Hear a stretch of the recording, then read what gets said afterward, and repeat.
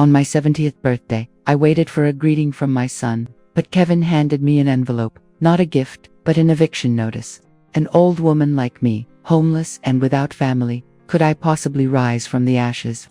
This is the story of how I transformed pain into light, building a home for the abandoned. I woke up at 5 a.m. that day. It was still pitch black outside, with only the faint yellow kitchen light illuminating my hands, trembling with arthritic pain. The house was silent. My grandchildren, Kevin's 2 children, were still sound asleep upstairs. I didn't want to wake anyone, didn't want to be a bother. Today was my 70th birthday, a milestone I never thought I'd reach. I wanted to do everything myself, as I had for so many years, as I had when raising Kevin, my only son. Through those difficult times, I awkwardly dragged the old ladder from the garage into the living room. My right arm throbbed with pain, as if someone was squeezing every muscle, stretching every tendon, forcing me to carefully use my left hand to hang the red and blue balloons from the ceiling. Each time I reached up, the pain shot through my arm, sweat beading on my forehead, but a sense of anticipation filled me, urging me on. I wanted this room to look special, like a gift to myself. I thought, if Kevin saw it, maybe he would smile, remember the old days when I was strong enough to chase him on the soccer field. After the balloons, I pulled out the cocoa powder from the cupboard and started baking a small chocolate cake. I'm no great chef, and the old oven in the kitchen rattled like it was about to break down. But I carefully measured each spoonful of sugar, mixed the flour with milk, and added a little grated orange zest to the batter. Kevin loved the smell of orange zest. When he was little, every time I baked, he'd sit on the chair, sniffing the air, his eyes shining. "Mom makes the best cakes," he'd say, and I believed him. Today's cake was burnt on one side, the edges blackened, not very pretty. I looked at it, sighed, but told myself, Kevin probably won't notice. He'll see that Mom tried. I stood in front of the mirror in the bedroom, smoothing my thinning gray hair. I chose the green sweater, the one Kevin had complimented a few years ago. "That color makes you look 10 years younger," he'd said, and I never forgot it. I put on the sweater, straightened my back, even though it ached. Looking at myself in the mirror, I saw an old woman, wrinkles covering my face, but my eyes still bright. I thought, even if Kevin was busy with work, with his wife and children, today, he would wish me well. Just one sentence would be enough. I didn't need gifts, didn't need a party, just for him to look at me and say, "Happy birthday, Mom." I sat down in the old armchair. The clock read 6:30 a.m. It was early, but I didn't want to miss anything. I waited for the sound of Kevin's footsteps on the stairs, waited for a smile, or just a hug. I took an old handkerchief from my pocket, one I'd kept from my days as a seamstress, 20 years ago. I used to wipe away sweat with it while working the sewing machine for 12 hours a day, to earn money, to raise Kevin. Today, I carried it like a talisman, to remind myself that every sacrifice was worth it. I smoothed the handkerchief, smiled, imagining Kevin walking in, saying, "Mom, I'm sorry I've been busy. Happy birthday." I even thought maybe he would hug me, like when he was little, when I was his whole world. But the sun rose, light streamed through the window, and I heard noises upstairs. The children woke up, Sarah, my daughter-in-law, scolding them to wash their faces, her voice irritable. Kevin was up to. I heard him rummaging in the kitchen, making coffee, opening the refrigerator. I sat there, the chocolate cake still on the table, the balloons swaying. I waited and waited, but no one came into the living room. No laughter, no greetings. My heart began to feel heavy, like a stone was placed on my chest. I told myself, Kevin must be busy. He'll say something later. But deep down, I felt an emptiness, as if I was sitting in this house, but no one saw me. I stood up, walked to the kitchen door, thinking maybe I should gently remind him. I saw Kevin standing there, his back to me, holding a coffee cup, saying something to Sarah. Sarah nodded, then glanced at me, her eyes cold. I opened my mouth, intending to say, "Today is my birthday," but then stopped. I didn't want to force it. I wanted Kevin to remember, on his own. I returned to the living room, sat down in the chair, clutching the baseball photo tightly. I looked at the cake, thought of the smell of orange zest, and wondered, does Kevin even remember those days? Does he still think Mom is important? The clock struck 8. The children ran downstairs, shouting for breakfast. Sarah called them into the kitchen, without looking at me. Kevin walked past the living room, holding his phone, his eyes glued to the screen. He didn't see what I had painstakingly prepared, didn't even see me. I called softly, "Kevin." He stopped, turned his head, frowning. "What is it, Mom?" I smiled, weakly, hoping he would remember, but he just said, "I'm busy. I'll talk to you later," and walked straight out. The door slammed shut. I sat there, my hands shaking, the photo falling to the floor. I picked it up, smoothed it, but my eyes burned. Not because I was sad, but because I was starting to realize, perhaps, I had hoped for too much. I stood up, took a knife and cut a slice of chocolate cake, took a bite. The taste of orange zest was still fragrant, but bitterly disappointing.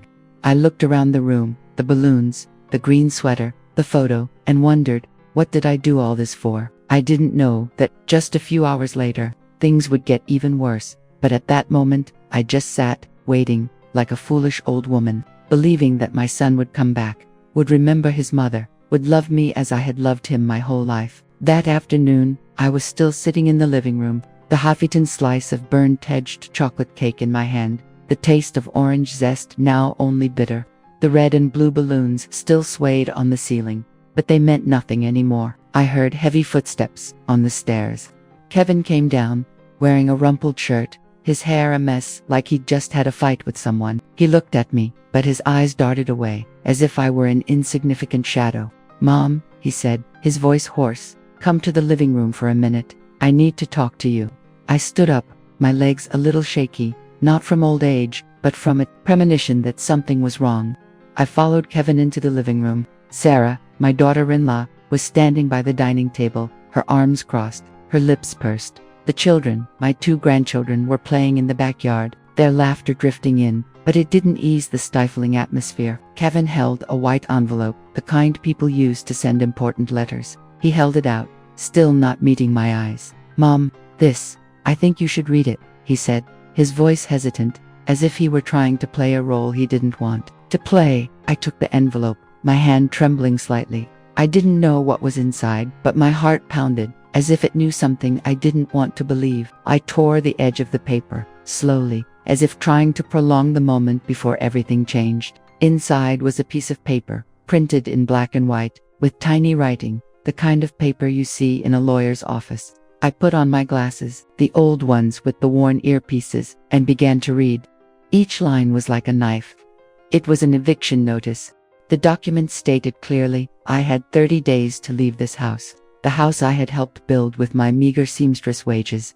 The property belonged to Kevin and Sarah, because I had signed the ownership transfer papers after my husband died, without a second thought, simply because I trusted my son. I looked up at Kevin, hoping this was a joke, but he kept his head down, his hands in his pockets, like a child caught doing something wrong. "Why?" I asked, my voice small, but trembling. What did I do wrong? I tried to stay calm, but in my mind, I saw the sleepless nights I spent tending to Kevin when he had a fever, the months I went without so I could buy him books for college. I wanted him to look me in the eye, tell me this was a mistake. Kevin cleared his throat, still not looking up. "It's not about doing anything wrong, Mom," he said, his voice flat, as if reciting something by rote. "It's just, you don't really fit here anymore. We need our privacy. We need more space for the kids. Besides, you don't really contribute much to the household anymore." Those words were like a slap. I stood there, stunned, feeling like the floor beneath my feet was collapsing. Not contribute. I had taken care of the children when Sarah went to work, did the laundry, cooked the meals, even used my retirement money to fix the roof last year. But I said nothing. I just looked at him, hoping to see a flicker of regret, but there was none. Sarah stood there, a few steps away, not saying a word, but her eyes, oh, those eyes were chillingly complacent. She crossed her arms, a slight smirk on her lips, as if a burden had just been lifted. I remembered the times she complained about me taking up space when she wanted to turn my room into a playroom for the kids. I remembered the time she said, in a sugary voice, "Mom, you should rest. Let me take care of the housework." It turned out, that wasn't concern. It was her way of pushing me out. I gripped the paper tightly, my fingers clenching until they were white. "Kevin," I said, trying to keep my voice from breaking. "This is my house, Stott. I helped pay for it. I've lived here since you were a baby. You can't do this." He finally looked, at me, but his eyes were cold, like the eyes of a stranger. "Mom, the contract is clear," he said. "The house belongs to me and Sarah. You signed the papers a long time ago. I'm just following the law. Following the law." I wanted to laugh, but my throat tightened. The son I raised with sweat and tears was now standing here, talking about the law, as if I were a tenant whose lease had expired. I turned to Sarah, hoping she would say something, but she just looked out the window, as if I didn't exist. I wanted to scream, wanted to ask them why they were treating me this way, but I couldn't. I just stood there, holding the paper, feeling like my whole world was crumbling. I thought of my husband, who had passed away 20 years ago. If he were still alive, he would hug me, would tell Kevin, "Don't make your mother cry." But he wasn't. There was only me, a 70-year-old woman, standing in the living room, facing the greatest betrayal of my life. I walked out of the room, my legs heavy as lead. I heard Sarah whisper to Kevin, "Mom signed the papers. It's done. Don't go soft now. We can renovate the house now." Her voice was light, as if she were talking about buying a new sofa. I went into my bedroom, closed the door, and sat down on the bed. The eviction notice lay in my hand, but I didn't read it again. I didn't need to. The words were already etched into my mind, like a sentence. I looked around the room, the old bed I had slept in for 30 years, the family photo on the table, my husband's coat still hanging in the closet. This was my home, but now, it was no longer mine. After receiving the eviction notice, I sat in my bedroom all afternoon, my eyes glued to the family photo on the table. Me, my husband, and Kevin. When he was just a little boy. The paper lay on the bed, but I didn't touch it. I didn't need to read it again. The words were already etched into my mind, like a sentence that couldn't be appealed. I wondered, where will I go? At 70, where do I even have to go? But I knew I couldn't stay. Not because of the contract, but because I couldn't look at Kevin and Sarah and pretend everything was okay. As evening came, I stood up and quietly opened the closet. I took out an old cloth shopping bag, the kind people use for groceries, and started packing. I didn't have much, a few sweaters, a worn coat, a pair of leather shoes with worn soles, and a small wooden box containing my husband's letters. I packed them carefully, but the bag was too old. The fabric ripped open when I zipped it. I stood there, watching the things fall to the floor, and felt like I was falling apart myself. No one helped. No one knocked on the door to ask, "Mom, do you need anything?" I heard the children laughing and playing in the next room, Sarah calling them to take a bath. Their lives went on, as if I had never existed. I picked up the things, stuffed them back into the bag, and tied an old shirt tightly around it to keep them from falling out. As I dragged the bag into the hallway, my older granddaughter, little Lily, ran up, her eyes wide. "Grandma, where are you going?" she asked, her voice clear. I knelt down, trying to smile, even though my heart ached. "Grandma's going to visit a friend for a while, honey," I said, not wanting to worry her. I hugged her one last time, my eyes lingering, but Sarah coldly pulled her away. "Leave her alone. She's just going to visit the countryside." I looked at Sarah, hoping to see a flicker of pity, but she just turned away, as if I were an object that needed to be cleaned up. I straightened my back, tightened my grip on the bag, and walked out the door. It was dark outside, drizzling, then raining harder. I put on my old wool hat, but it didn't help much. My leather shoes were soaked immediately, slipping on the sidewalk. I had no umbrella, no car, no one to see me off. I walked, the cloth bag heavy on my shoulder, each step dragging my whole life with it. I headed towards the old church, almost 3 miles from the house, where I used to volunteer to cook meals every Sunday. Father John, the church's caretaker, was the only person I thought could help me now, but 3 miles for a 70-year-old woman, in the rain, wasn't easy. I walked past familiar streets, where I used to ride my bike with Kevin to school, where I used to take him for ice cream in the summer. The rain stung my eyes, or maybe it was tears, I wasn't sure. I remembered the day Kevin graduated from college. I stood under the stands, clapping until my hands hurt, so proud I could barely speak. "Mom, I'm going to give you a good life," he'd said. Now, here I was, trudging in the rain, homeless, sunless. I wanted to stop, wanted to collapse on the sidewalk, but I told myself, "Geraldine, you can't give up. Not now." After more than an hour, I arrived at the church, soaked to the bone, my shoes squelching with every step. The church door was locked, but I knocked loudly, my hands numb with cold. Father John opened the door, looked at me, his eyes wide. "Geraldine, good Lord, what are you doing out here in the rain at this hour?" I didn't answer right away, just bowed my head, the rain streaming down my face. "Father John," I said, my voice hoarse, "I have nowhere to go. Can I sleep here, just for one night?" He didn't ask any more questions, just led me inside, gave me an old blanket, and pointed to the row of pews in the prayer room. "Rest," he said. "We'll talk in the morning." That first night there, I lay awake, staring at the church ceiling, where the light from the altar candle flickered. It wasn't the hard pews or the cold air. I was used to hardship from my days as a seamstress, standing for 12 hours a day. What kept me awake was the pain, the feeling of being betrayed by my own child. The one I had carried and birthed. It was like a stone pressing on my chest, so heavy I could barely breathe. I looked at the torn cloth bag lying on the floor, next to my leather shoes, soaked from the rainy night.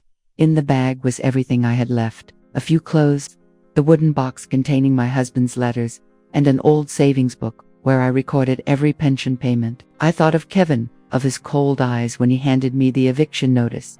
"You don't really fit here anymore," he'd said. Those words echoed in my head, like a sad song that never ended. I wondered, since when had I become a burden to my son? Since when had the bond between mother and son, something I thought was unbreakable, become so easily shattered? I remembered the old days, when Kevin was little. Once he had a high fever, moaning all night, and I sat by his bed, wiping his body with a wet cloth until morning. I was exhausted, but every time he opened his eyes and called out, "Mom," I felt it was worth it. Then, when Sarah had her first child, little Lily, I stayed up for 3 months straight, holding her, changing diapers, so Sarah could go to work. I didn't complain once, even though my back ached terribly. And when Kevin was 32, when he lost his job, I withdrew all my retirement savings, almost $10,000, to pay for him to retrain. I thought, that's what any mother would do. I thought, the bond between mother and child was the one thing that would never break. But I was wrong. I was so wrong. I sat up, not wanting to lie down anymore. The church was quiet at night, with only the ticking of the wall clock. I opened the wooden box and took out a letter from my husband, John. He wrote it to me when we were young, when we were newly married. "Gary, you are my light," he wrote. I stroked the letter. The paper yellowed, the ink slightly smudged. John had been gone for 20 years, but every time I read his letters, I felt like he was sitting next to me, holding my hand. I whispered, "John, what did I do wrong? Why did Kevin do this to me?" But only the ticking answered. I thought of the house, where I had lived for 30 years, where I hung family photos, where I taught Kevin how to tie his shoes. Now, it belonged to Kevin and Sarah, as if I had never been a part of it. I remembered the last time I saw Kevin, when he said, "I'm just following the law." The law. I had worked as a seamstress for 20 years, paid taxes, raised my son, never asked anyone for anything, and now, I was being evicted from my own home because of the law. I wanted to laugh, but my throat tightened. The second night, I still couldn't sleep. I got up and walked out into the church hallway, where there was a wooden board listing the names of people who had volunteered. My name was there, Geraldine Wilson. From the years I cooked soup for the homeless every Sunday, I looked at the name and wondered, I used to help so many people. Why is no one helping me now? But then I thought of Father John, who didn't ask any questions, just gave me a blanket and a pew. I thought, maybe there was still some kindness in the world. I went back to the pew and took out an old silver ring from my pocket, a gift John gave me for our 10th wedding anniversary. I put it on my finger, even though it was a little loose because my hands were so thin now. The ring was cold, but I could feel its weight, like a reminder that I had once had a life, had been loved, had been strong. I gripped the ring tightly and whispered, "Geraldine, you can't give up, not for Kevin, but for yourself." In the nights that followed, I began to get used to the pews, to the ticking, to the cold of the church. I still stayed awake, but not just to think about the pain. I started to think about tomorrow. I had no home, no money, just a few dollars in my pocket. But I had my hands, my memories, and a small spark of hope, like the candle on the altar, weak but still burning. I remembered Father John saying, "God never closes all the doors. He always leaves a crack." I didn't know what my crack was, but I decided I would find it. The days at the church passed slowly, as if time itself wanted to torment me. I still slept on the pews every night, but now I started doing small chores to thank Father John. I swept the floor, dusted the altar, even helped him organize the piles of old Bibles. Working helped me think less about Kevin, about Sarah, about the house that was no longer mine, but every time I sat down, the pain would resurface like a wound that kept getting poked. One morning, I was sitting on a bench outside the church, holding a mug of hot tea that Father John had made for me, when my phone vibrated. My old phone, with the cracked screen, rarely got calls except for telemarketing. I opened it and saw a text message from Ruth, my best friend from high school. Ruth and I used to be inseparable, going to the movies together, crying together when we broke up with our first loves. But after I married John and had Kevin, we saw each other less, only calling occasionally to check in. Ruth's message was short and to the point. Gary, do you remember your father's land in Clay County? The government is compensating for a new highway. I found your name in the landowner records. I read it over and over, thinking I must be seeing things. The land in Clay County. I had almost forgotten about it. My father left it after World War II, a barren piece of land that no one wanted. Located somewhere between cornfields and dirt roads. I had never seen it, only heard my father mention it a few times before he died. I thought it had been sold or foreclosed on long ago, because I never heard anyone mention it again. I immediately called Ruth, my hand shaking so much I almost dropped the phone. Ruth, are you serious? I asked, my voice hoarse.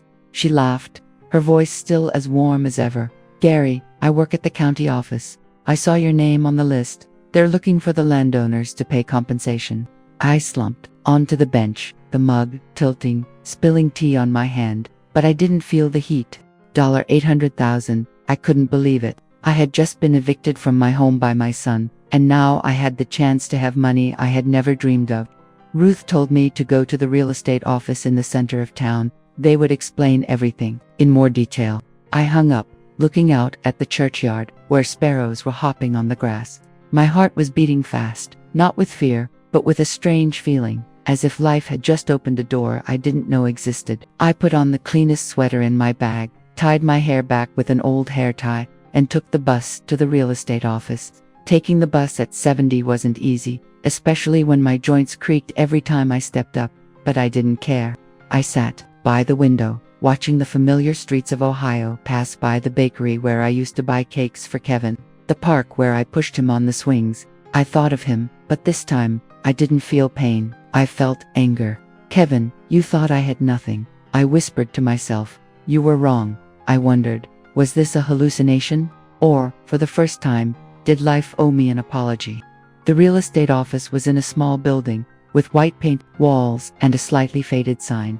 I walked in, a little embarrassed by my worn leather shoes and the torn cloth bag on my shoulder. A middle-aged man, wearing a vest but with a crooked tie, invited me to sit down. Mrs. Wilson, he asked, pushing up his glasses. I nodded, gripping the bag tightly. He pulled out a stack of papers, explaining that the government was building a highway through Clay County, and my father's land was right in the path of the road.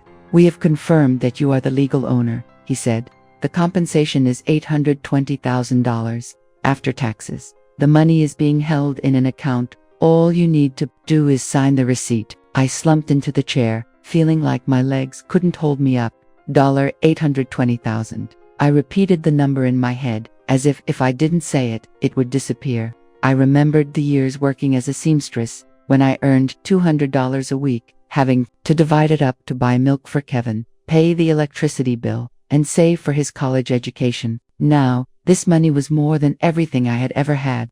I asked, my voice trembling, are you sure? You're not mistaking me for someone else? He smiled, pushing the stack of papers towards me. No mistake, Mrs. Wilson. This is your name, your father's signature from 1946. I looked at the stack of papers, seeing my father's name, then my name, written in black ink on old yellowed paper. I remembered my father, who used to say, Gary, land is the one thing that will never betray you. I smiled faintly, thinking that my father was right, and my son was not. I signed the papers, my hand shaking so much that my signature was crooked. The man gave me a receipt saying the money would be transferred in a few days. I nodded, but my mind was blank. I walked out of the office, standing on the sidewalk, the sun shining on my face. I didn't cry, but my eyes burned. Not because I was sad, but because I couldn't believe that just when I thought I had lost everything, life had given me a chance. I started by hiring a lawyer. I found Mr. Henry, someone Father John recommended, who worked in a small office near the church. He was almost as old as me, with gray hair, but bright eyes and a firm voice. I told him everything, the eviction notice, the house, how Kevin had taken advantage of my signature. He nodded, without judgment, and just said, "Mrs. Wilson, we're going to fix all of this. No one is allowed to throw you out on the street." He helped me open a new bank account, transfer the $820,000 into it, and review all my financial documents. "You need to protect this asset," he said. I nodded, feeling like for the first time in my life, I was in control. With the money, I found a small ground floor apartment in the suburbs, a few miles from the church. I didn't want a big house. I didn't need luxury.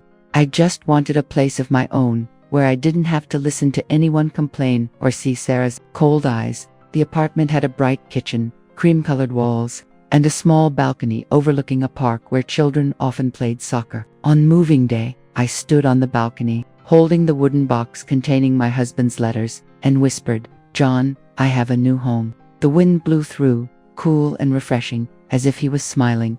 I changed my phone number. Cutting the last chains, I replaced the old phone with the cracked screen with a new one, not expensive, but enough for me to start over. I didn't want Kevin or Sarah to find me. I didn't want to hear his voice, didn't want to see his fake apologies. I cut off all contact, like cutting a rope that had been tightening around my heart for too long. For the first time in years, I felt relieved, as if I had just shed a burden.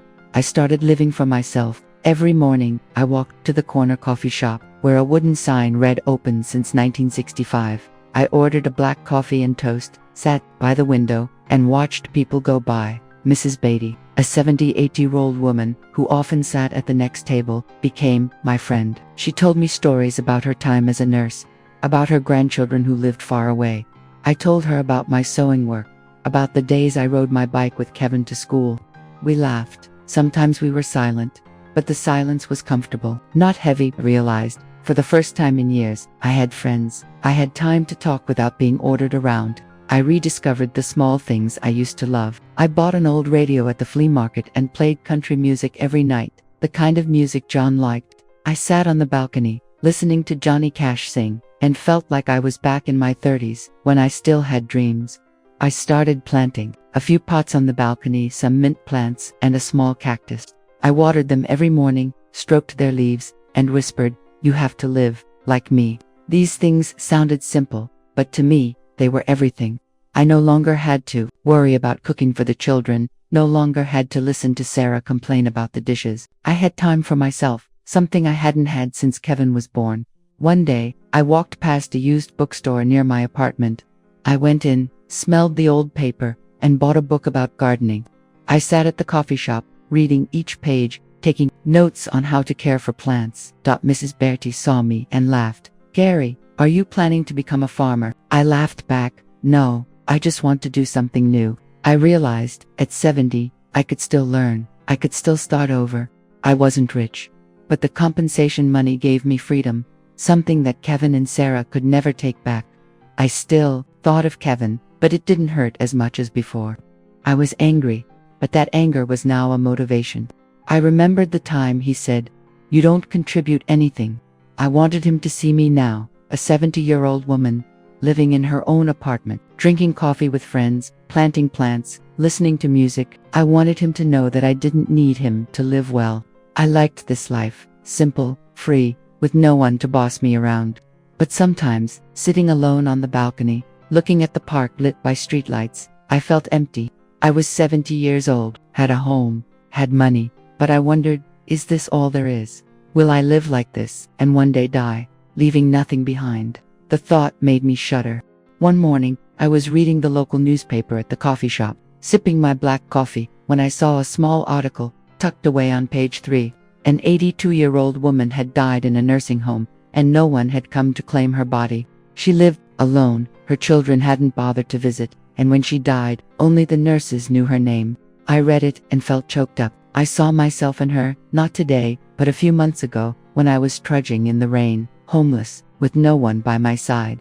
I folded the newspaper, looked out the window, and thought, no, Geraldine, you don't want to end up like that. You have to do something, not just for yourself, but for people like her. The idea came like a lightning bolt.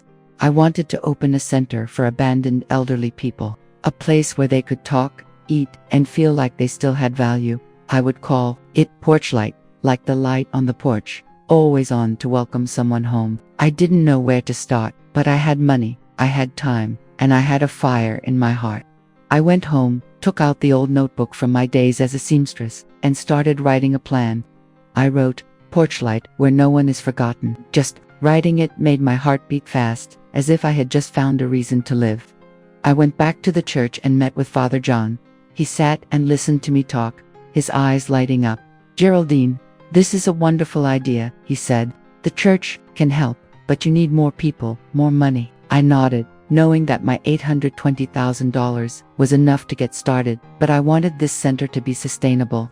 I started contacting local charities, going to town council meetings, even standing outside the supermarket with a homemade sign that read, Help Porch Light, a home for the elderly. People looked at me, a 70-year-old woman with gray hair, like a crazy old lady. Some laughed, some shook their heads, but I didn't care. I used to stand at a sewing machine for 12 hours. I wasn't afraid of hard work. I called Ruth, my best friend, from high school, the one who had found the land that saved my life. Ruth now worked at the county office, but she took the whole evening off to help me. We sat in my apartment kitchen, spread papers on the table, and drew up a plan for the center. Ruth sketched a logo, a warm, glowing porch light. This is Porch Light, she said, and I hugged her, my eyes glistening with tears. Ruth told me she had been abandoned by her daughter and lived alone for many years. Gary, this center isn't just for other people, she said. It's for us too. I nodded, feeling like I wasn't alone anymore. I found an old building near the park, which used to be a community center but had closed due to lack of funding. Used the compensation money to rent it, fix the roof, paint the walls, and buy tables and chairs. I worked with Father John and a few volunteers, turning the building into a cozy place, with a large kitchen, a living room, and a small corner for knitting and playing chess. I hung Ruth's logo on the door, a wooden porch light, engraved with the word Porch Light. Every time I looked at it, I felt like John, my husband, was standing there, saying, Gary, you did it. I didn't think about Kevin much, but sometimes, I wondered what he would think if he saw me now. He used to say I didn't contribute anything. I wanted him to see Porch Light, see me standing among other elderly people, laughing and sharing. I wasn't doing this to prove anything to him, but to prove something to myself. I wasn't the useless old woman he thought I was. Porch Light was almost ready to open. I was busy all day, running back and forth between the church and the center, building, checking the tables and chairs, hanging curtains, and making sure the kitchen had enough pots and pans. I was tired, my joints creaked, but I felt more alive than ever. Every time I looked at the wooden Porch Light logo on the door, I smiled.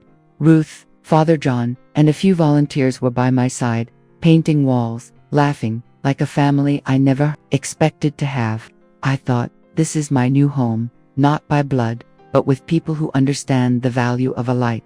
Then one day, while sitting in the small Porch Light office, checking the guest list for the opening, my phone rang. I looked at the screen, a strange number. I frowned, thinking it was probably telemarketing, but I answered anyway. The voice on the other end made me freeze. Mom, it said, the voice as warm as it was when Kevin was little, when he hugged me after every baseball game. It's me, Kevin. I slumped into the chair, gripping the phone tightly. I had changed my number, cut off contact, yet he had found me. I didn't say anything, just listened, my heart pounding. Mom, I know I was wrong, Kevin continued, his voice hesitant, as if he were replaying an old role. I shouldn't have done that, but now my wife and I are in trouble. My job, we owe a lot of money. Could you help me a little? I was silent. I heard him breathe, the sound of a 42-year-old man, who used to be the little boy I wiped down when he had a fever, who promised to give me a good life. Now, he was calling, not to apologize, but to ask for money. I felt angry, not because he dared to ask, but because he thought I was still the foolish old woman, ready to reach out. I opened the phone's camera, looking into my own eyes. Wrinkles filled the corners of my eyes, but they were bright, brighter than ever. I saw a different Geraldine, not the mother who had been evicted from her home, but the woman who had built Porchlight, who had risen from the ashes. I took a deep breath and said, my voice slow, Kevin, you weren't wrong, you were just honest. You wanted me out of your life, and I did that, but I'm not someone you can fool a second time. I heard him stammer, trying to say something, but I hung up. For the first time, I didn't feel guilty, didn't feel heavy-hearted, just felt light, as if I had just removed a thorn stuck in my chest. I stood up and walked into the Porchlight living room. Ruth was hanging a blue curtain, and when she saw me, she asked, Gary, are you okay? You look strange. I told her about the call. Ruth put down the curtain and took my hand. You did the right thing, she said. That boy doesn't deserve you. I nodded, but inside, I still felt a scratch. Not because I wanted Kevin back, but because I missed the little boy who used to call me Mom with a radiant smile. That boy was gone, and I had to accept it. I decided to invite Kevin to the Porchlight opening, not to forgive him, but for him to see me now. I sent a short text message, Porchlight opening Saturday, 2 p.m. Come if you want. I didn't wait for a reply, didn't need him to reply. I wanted him to see this center, see the people I helped, see me standing tall, no longer the old woman he used to despise. On the day of the opening, Porchlight was radiant. The tables and chairs were neatly arranged, the kitchen smelled of pumpkin soup, and the Porchlight logo sparkled in the sun. Dozens of people came, elderly people from the town, volunteers, a few local reporters. I stood at the door, wearing a blue sweater, my hair neatly tied back, greeting everyone. Kevin appeared, standing in the corner of the room, wearing an old coat, his eyes darting around. I looked at him, didn't smile, didn't nod, just continued talking to the guests. When it was time to speak, I stepped onto the small wooden platform, held the microphone, my voice a little shaky but clear. I used to think family was everything, I said, my eyes sweeping over the crowd, pausing for a second on Kevin.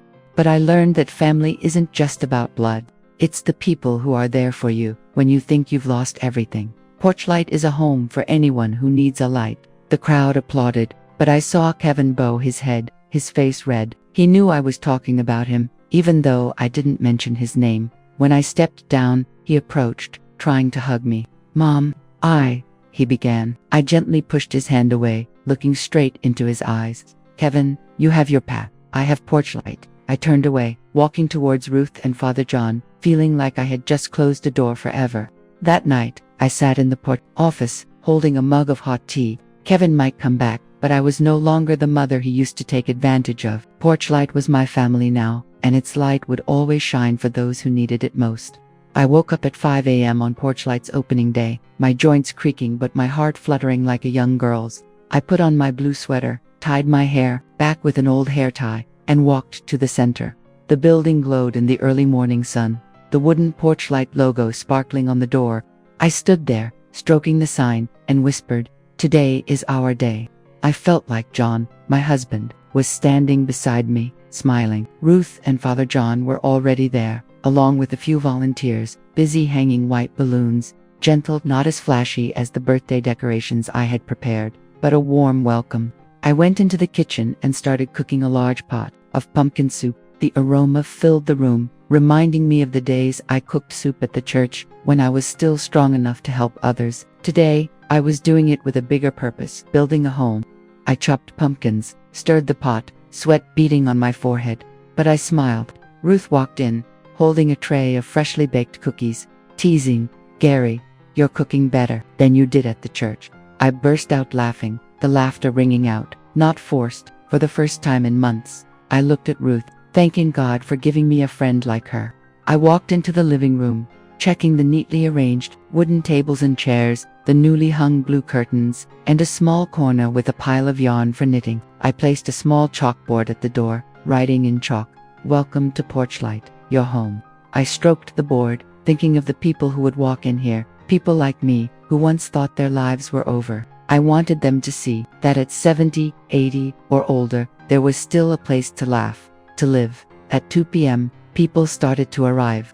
Dozens of elderly people from the town walked in, each carrying a story. Old Mr. Frank, leaning on a cane, told me his son used to beat him for asking for money. Mrs. Mary, with white hair, whispered that her daughter had taken all her pension money, leaving her to live in her car for 2 years. I listened, my heart aching but not sad, because I understood. I used to be them, seen as a burden, pushed to the sidelines. I greeted each person, held their hand, saying, "Just call me Gary, this is our home." They looked at me, their eyes shining, as if someone had seen them for the first time in a long time. We sat around the wooden tables, eating pumpkin soup, sipping cookies. In one corner of the room, a few old women took out yarn and started knitting, the needles clicking like a soft song. Frank told stories about being a carpenter, about the first table he made for his wife.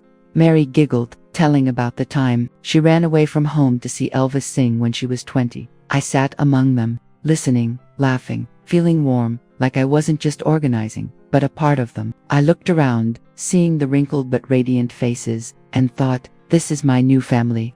Then I stood on the small wooden platform, holding the microphone. The crowd fell silent, looking at me. I took a deep breath, my voice a little shaky, but firm. "I'm not good at speaking," I began, "but I want to tell you why Porchlight exists. I used to think I had lost everything when I was pushed out on the street by my own family. At 70, I thought my life was over, but I was wrong. We are not alone. Porchlight is a place to prove that." I didn't talk about Kevin. I didn't need to. People applauded, not loudly, but warmly, like a hug. I looked at them, knowing I had done the right thing. After the speech, Mrs. Clara, 80 years old, approached, holding an embroidered handkerchief. "Gary, I made this for you," she said, her voice trembling, "because you gave us this place."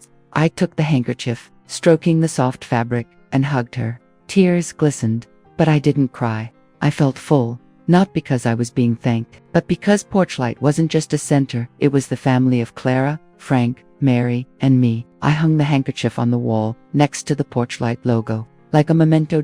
Late in the afternoon, everyone left, and I stayed to clean up with Ruth. We wiped the tables, arranged the chairs, laughing when Ruth dropped a spoon. I looked at the room, the white balloons, the lingering smell of soup, the pile of yarn on the table. I thought of the days living in Kevin's house, always worrying, doing what Sarah wanted. Now, I was here, in Porchlight, where I was myself. I took the photo of my husband, John, from my bag, and placed it on a small shelf in the office. "John, do you see?" I whispered. I did it. I walked out to the yard, checking the flower pots I had planted in front of the door. Some yellow chrysanthemums, blooming in the sun. An old man, Mr. Joe, stayed late, sitting on a bench in the yard, holding a cup of tea. "Gary," he said, "I never thought I would have a place like this. Thank you." I sat next to him, looking at the park in the distance, and said, "Joe, I used to think that too. But now we have each other." He nodded, his eyes shining, and I knew Porchlight wasn't just an idea, it was life. Today is Porchlight's 1-year anniversary. The golden light from the wooden Porchlight logo shone down, as bright as a flame that would never go out. I looked around the wooden tables and chairs set up in the yard, the yellow chrysanthemums I had planted blooming, and the elderly people gathered, laughing and talking, like one big family. I'm 71 years old now, but I've never felt so alive. Porchlight wasn't just a center, it was a home. It was my heart. I woke up early that day, like every day, but this time, with a special feeling. Ruth was already there, hanging a homemade banner that read, "Porchlight, a year of light." Father John brought a tray of toast, fragrant and warm, and Mrs. Betty, my friend from the coffee shop, brought a box of sugar cookies. I stood among them, smiling, thinking that just a year ago, I was a homeless old woman with no one to care for me. The celebration started at 3 p.m. Dozens of people came, the elderly people I had met on opening day, new volunteers, and a few people from the town who had heard about Porchlight through the local newspaper. Mr. Frank, who used to tell stories about being a carpenter, brought a small chair he had made himself as a gift to the center. "Gary, this is for you to sit on when you're tired," he said, his eyes shining. Mrs. Clara, who gave me the embroidered handkerchief, brought a knitted blanket, placing it in the knitting corner. I held their hands, saying, "Thank you for making Porchlight a home." They smiled, and I felt my eyes sting, not with sadness, but because I knew I wasn't alone. We sat around the tables in the yard, eating toast, sipping tea, and telling stories. A new elderly woman, Mrs. Helen told about the time she was kicked out by her son for refusing to give him her pension money. Her voice trembled, but she smiled when she said, "Now I have porch light. I don't need them anymore." I nodded, understanding her better than anyone. I stood up, not needing a microphone, just speaking loudly, my voice hoarse but firm. "A year ago, I thought my life was over, but you all here, Porchlight, have given me a reason to live. We're not just getting old, we're living, and living." Well, people applauded, a few wiping away tears, but they were tears of joy. After the celebration, I sat on the chair Frank made, holding a cup of tea, looking at the golden light. Mrs. Betty came over, sitting next to me, asking, "Gary, do you ever want your son to come back?" I looked at her, smiling slightly. "Not every child needs to be saved," I said. "Sometimes, it's ourselves who need to be pulled out of the darkness first." Betty took my hand, not saying anything, but that handshake said it all. I looked at the park in the distance, where children were playing soccer, and thought, I did it. I don't need Kevin to feel complete. I stood up and walked into the small Porchlight office, taking the photo of my husband, John, from the shelf. I stroked the photo, whispering, "John, I'm doing well. I saved myself, like you always believed I could." I hung a new photo next to it, a photo of me with Ruth, Clara, and Frank, taken on opening day. That was my family now, not by blood, but strong. I opened the local newspaper, seeing a small article about Porchlight's 1-year anniversary. I read it, smiled, then folded the newspaper, not needing anyone to praise me. I knew my worth. When everyone left, I stayed to clean up, sweeping the yard, wiping the tables. Ruth stayed to help, laughing when she dropped the broom. "Gary, you're really a hard-working old woman," she teased. I laughed back, hard-working to live, Ruth, not just exist. I locked the door, standing outside, looking at the Porchlight logo shining in the night sky. I remembered the day I left Kevin's house, thinking I had nothing left. Now, I stood here, in the light of Porchlight, knowing I had everything, not money, not a house, but myself. I walked back to my apartment, my heart light. The autumn wind blew through, cool and refreshing. I thought of the days to come, when Porchlight would grow, when I would help more people. I didn't save Kevin, I didn't need to. I saved myself, and that was enough. I whispered, "Geraldine, you're home." Not Kevin's house, but the home in my heart, where I was Geraldine, no more, no less. My story isn't just about the pain of betrayal, but about the strength to get up. Love isn't blind sacrifice. I used to think giving everything would keep Kevin, but I was wrong. Love must have respect, and I learned that I deserved to be respected, first from myself. Family isn't just about blood. Porchlight showed me that family is the people who are there for you, sharing laughter and tears, like Ruth, Clara, and Frank. At any age, you can start over. I was 70 years old, homeless, with no one, but I rebuilt my life, found purpose, and lived, not just existed. You can do it too, if you choose to pull yourself out of the darkness